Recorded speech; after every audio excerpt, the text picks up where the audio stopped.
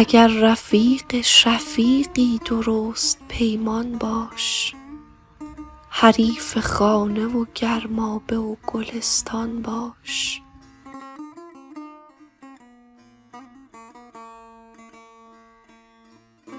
شکنج زلف پریشان به دست باد مده، مگو که خاطر عشاق گو پریشان باش.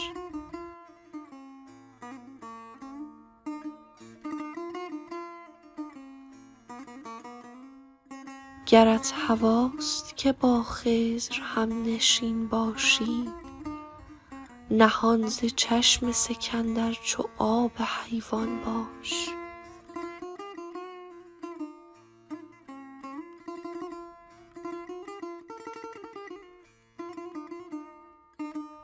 زبور عشق نوازی نه کار هر مرغیست، بیا و نوگل این بلبل غزل خوان باش.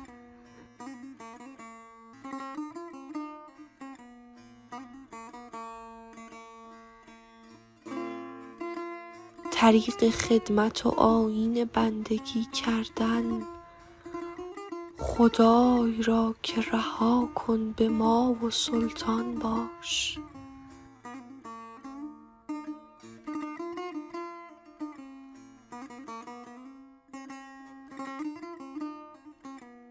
دگر به صید حرم تیغ بر مکش زنهار، وزان که با دل ما کرده ای پشیمان باش.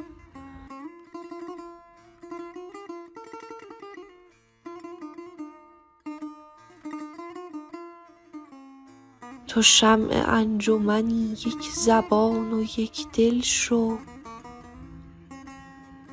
خیال و کوشش پروانه بین و خندان باش.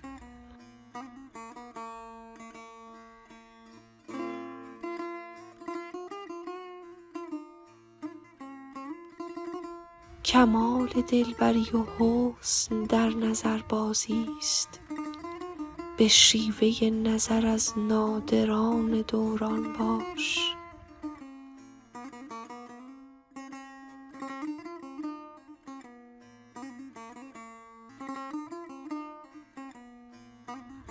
خموش حافظ و از جور یار ناله مکن،